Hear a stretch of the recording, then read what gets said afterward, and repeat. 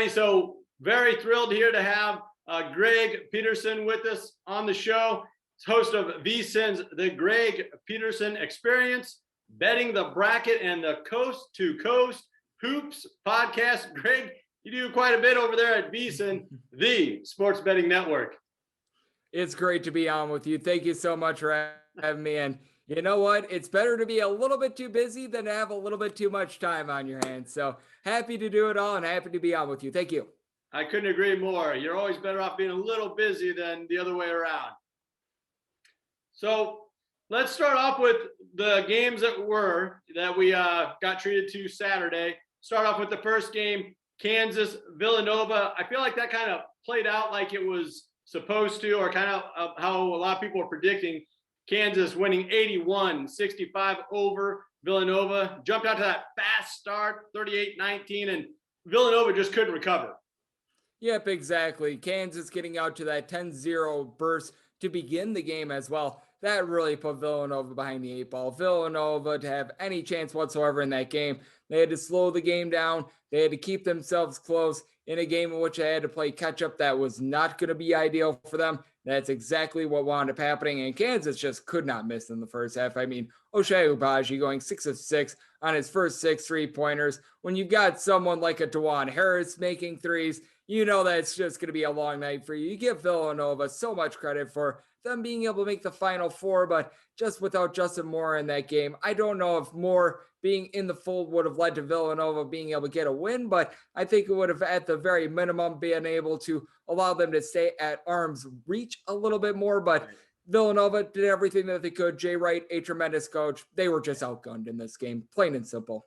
Yeah, I'm glad you went there because obviously the loss of Moore was huge for Villanova, but he was a shooting guard, and we knew about Kansas' size. And that's really what they leaned on, from a lot of different times during that first half. I believe, David McCormick had a season high 25 points. So I feel like that size for Kansas, it might not have been stopped either way. Yep, it was a case in which Villanova, you figured that they were going to get outgunned a little bit on the glass. I like Jermaine Samuels. I like Eric Dixon, but Moore, along with his scoring, he does provide 5 rebounds per game. A guy that was actually the worst free throw shooter on Villanova's team at 74%, which when you put it that way, that's just absolutely insane how good they were at the charity stripe. But you did feel like Moore was a little bit more of that playmaker for Villanova, a guy that could really give you a little bit of explosiveness, not having that out there. And Villanova still shot it well from 3. To their credit, they were able to bury a double-digit amount of threes in that game, but just not being able to have them try to be able to defend guys like Ochai Agbaji and company, that wound up really hurting them. So Villanova did everything that they could, just didn't wind up having the weapons in this one. And you mentioned Agbaji in his big game, those 6 3-pointers. My co-host on WTL loves to do those player props. He was at 1.5 over under on 3-pointers. So he nailed that in like the first 4 possessions. Did you see any wild player props kind of hit or miss that you were kind of looking at? The one that wound up missing in the second game was AJ Griffin over 1.5 threes. That was at like minus 170 juice. And I was saying on the podcast, I think that he should get here, but it's a case in which you don't want to be laying minus 170 on a player prop. That's just not going to lead to good returns. And the fact that North Carolina actually did as solid of a job as they did on Duke in the second game with regards to the 3-point shooting, because you want to take a Duke 3-point shooting props, you went way under with regards to that one. Not necessarily a good night for you. That was a little bit wild. And what I thought was interesting as well is coming into the Final Four, the over-under for total made threes for the entirety of the Final Four and the national championship game, so these final 3 games, was 44.5. And if you want to take the over, well, you're feeling pretty good about that one right about now. No doubt. So that's a great segue. Let's get into the nightcap. Duke, North Carolina. Yeah, there's a little bit of buzz going on about that one. Duke got kind of outlasted there. 81, they fall 81-77 to North Carolina. We were talking about that over quite a bit. And once again, my co-host saying, hammer that over. It hit. It covered by 7 points on most books, 158. The line that we were looking at was 151. Yep, this one wound up rising after what you wound up seeing in game 1, because Kansas versus Villanova, they were just burying all the threes, and public is watching that game and they're thinking, oh, it's going to be a 3-point palooza. And wasn't necessarily that in game two. It was just the fact that you wound up having a lot of pace, and the threes really came late. That sequence in the final 2 minutes is what really wound up cashing that over. When Caleb Love winds up pairing that three, Duke was able to have a little bit of a response before then. I mean, that was just great, high quality basketball in the final couple minutes of that contest. Brady Manick was able to bury one as well. And then with North Carolina, you saw in the in-game line, even when they were like tied / slightly ahead, you were still able to grab them as a little bit of an underdog. You were able to get plus money on the money line. So if you wound up taking it over, and if you wound up taking North Carolina in that nightcap, that was very successful. I myself was on the under. I was thinking that we were going to see a little bit more tepid shooting, and up until the final couple minutes, it was actually not in the world's worst shape, but fortunately also had North Carolina. So we wound up splitting that one. Now, Greg, I wasn't going to bring that up. I wasn't going to rake you over the coals there. But that was an interesting point that I think a lot of people are looking at, is especially since the Sweet 16, how the unders have prevailed, in a big way. I don't know if you've ever seen like that lopsided of what was like 11-3, the unders were hitting. And we're kind of putting ourselves out there saying, look at the overs heading into this one. Have you seen kind of like such a lopsided ratio when you're talking the overs or the unders? Now, when it came to the 2020 NCAA tournament, it was more with the first half unders. Full game, it was a little bit more successful, but the 2020 NCAA tournament was a little bit of an underpalooza as well, with unders hitting right around 60% for the entirety of the tournament. Now, it wasn't quite the 11-1 first half and full game unders that we wound up seeing between the Sweet 16 and the Elite Eight. As a matter of fact, the Final Four wound up having more overs than the previous two rounds of the NCAA tournament combined, which is just absolutely insane when you wind up thinking about it. I can't remember a time in which we've ever seen quite an 11-1 split. I can recall like a 9-3, an 8-4. Sure. You typically find a couple more unders when it comes to this time of year, just because the games are intense, things slow down, you're in unfamiliar settings. So there typically is a little bit of value to the under, not quite to the tune of 11-1 though. Yeah, it's just crazy how the second half of this tournament's played out. So getting back to this North Carolina, taking down Duke. What did you make of that game? Because I thought it was an instant classic. 18 lead changes, 12 ties. And early in that second half, Duke got up by 6 points, which they did quite often. It was just that North Carolina would go on a run and answer. And then early in that second half, they actually went on a 13-0 run, and it just ended up being too much for Duke to overcome. It was classic Duke versus North Carolina. At no point in that game did you think, oh, this is going to be a total blowout. This team is completely running away with it. And that's just what you love about this rivalry, because in the previous 100 games, I think that the point differential had been like an average of 0.2 of a point. I think that they were separated by like 15 or 20 points in total over the last 100 matchups. So you were expecting something close with Duke versus North Carolina. You wound up getting that and then some. And now we wind up setting up an 8 seed going to the national title game. Coach K winds up having his career end one game sooner than he would have liked to. I mean, I can tell you right now, the folks over there in Indianapolis, where the NCAA headquarters are, they are very happy about what wound up happening on Saturday. Oh, that was good. That was NCAA basketball. It's everything you could dream of as a NCAA basketball fan. And yeah, the old Tar Heel fans are going to twist that dagger or knife just a little bit more, one more time. Poor Coach K heading out. I saw on your Twitter feed, you said something about Armando Bacot and that injury. I thought he was just one of the biggest factors that maybe got overlooked a little bit because of his size. 21 rebounds. I think without him, North Carolina probably didn't even have a shot, especially with his presence and what he was able to do. He did turn his ankle, though. He came back in, says he's 100%. Have you heard anything lately, or what are your feelings over this injury of Bacot? He's absolutely going to play in this game. No ifs, ands, or buts about it. It would take him going into the dodgeball reference of going on the roller coaster and breaking every bone in his body for him to not wind up playing in this one. He's going to go. I do think it's going to bother him a slight bit. If you're looking at a percentage-wise, I think it'll be like 85, 90%. And it's not like Armando Bacot is going out there burying a bunch of threes or anything like that. So I think that this is a case in which you really don't need to shade your numbers too much with regards to North Carolina. You can feel good about Baycott wind up being in that game, being fully 100%. If you're a little bit more of an in-game bettor, maybe you wind up taking a little bit of a look. If you see that Baycott is favoring one leg a little bit more than the other, maybe that's something that you can exploit. But here in the pregame, from everything I've been hearing, Baycott's going to be good to go. He's going to play his full allotment of minutes. Yeah, I got a kick out of that post-game interview.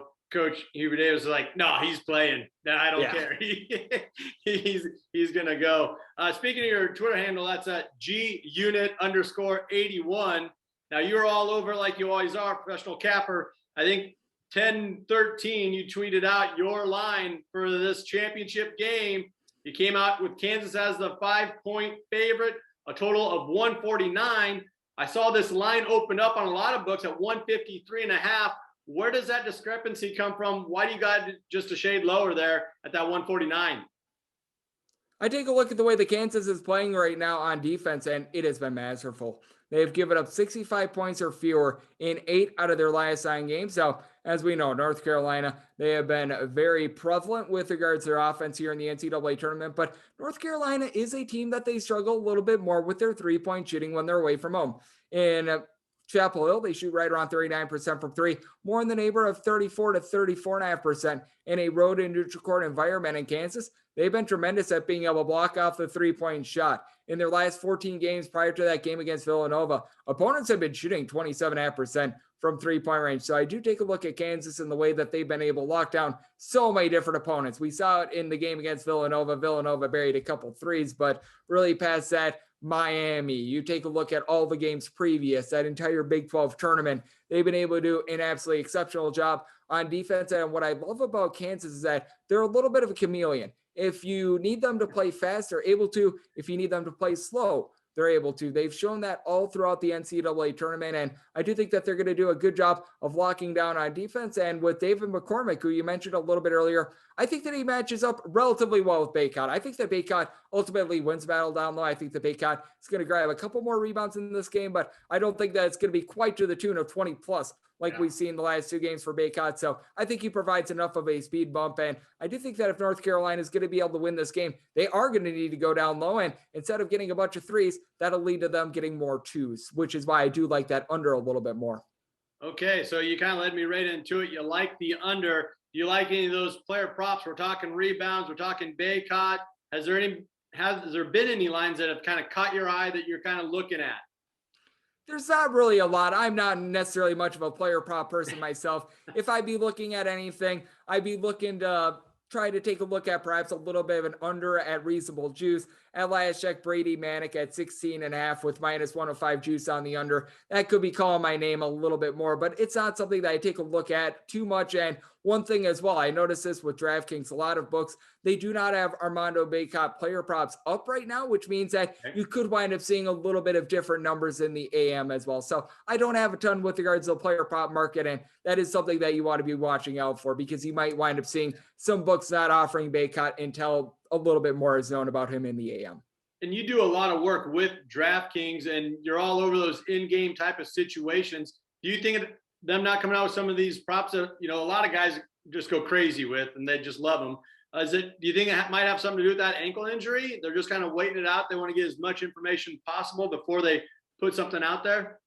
That's exactly it. I think that it was Tariq Owens a few years ago for Texas Tech. He wound up having a little bit of an injury, wound up playing in that 2019 national title game against Virginia. He wound up being limited to just 23 minutes, but that wasn't necessarily due to the injury. That was a little bit more due to foul trouble than anything else. It's a very similar situation here. I fully expect Baycott to wind up playing. I expect him to be relatively close to 100%, maybe a little bit less than that, but relatively close there. A guy that is really just down low, not a guy that's going to be stretching out the floor. So it really didn't affect my handicap too much, but it's a case in which the books would rather be safe than sorry, because when it comes to player props, especially most of the action that they're going to be taking, it's a day of the game. They're pretty much allowing themselves to gain a little bit more intel and not get completely barbecued if something goes wrong. So you can't blame them there.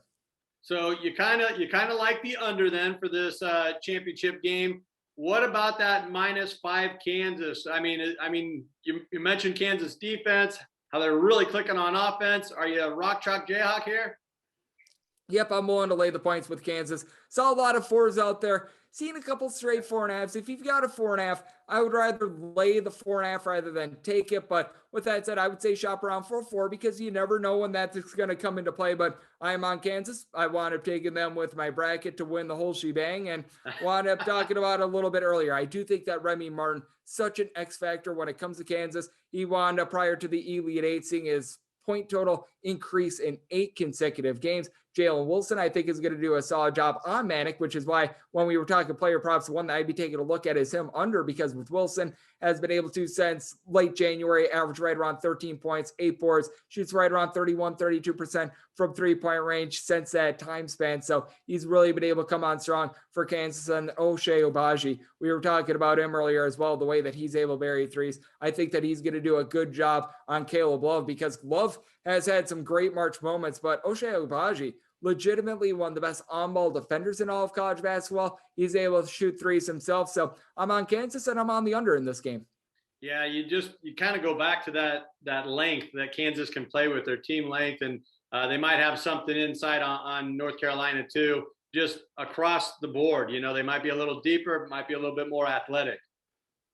Yep, I do agree with you there. I do think that the length on the perimeter has allowed them to do such a good job of being able to hold up with regards to the 3-point line. I mentioned it a little bit earlier. Previous 14 games prior to that Villanova game, opponents were shooting 27.2% from 3-point range against Kansas. So I do think that this is a spot in which North Carolina going to have a little bit of a tougher time with their outside shooting than they did against Duke, where they wound up going 10 of 26 from distance. All right. Well, really appreciate you having on the show here. Where can folks catch up with you if they haven't already? They got to give you a follow. And of course, they got to get on the Greg Peterson Experience.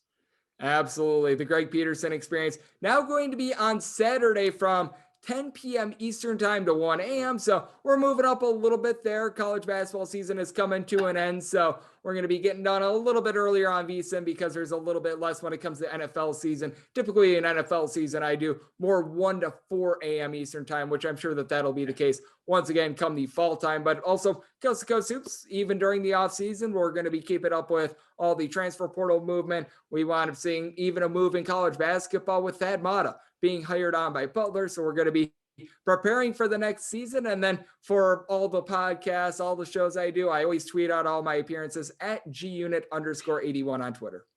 That's a solid handle right there, I tell you what. And VSiN, of course, the sports betting network. And I know you guys got a lot of Major League Baseball coming out here shortly as well. Yep, absolutely. And I've got a baseball podcast, and it's the hardest baseball podcast to find. The Baseball Betting Podcast with Greg Peterson. We gave our creative team a raise for being able to come up with that very, very hard to remember name. I love it. We'll send our people over there then. We'll have to got to give you a listen. That's too much. That's too good. Absolutely. And always do appreciate you having me on. Thank you so much. Thanks, Greg. I'm sure we'll be catching up with you here shortly. Perfect. Thank you.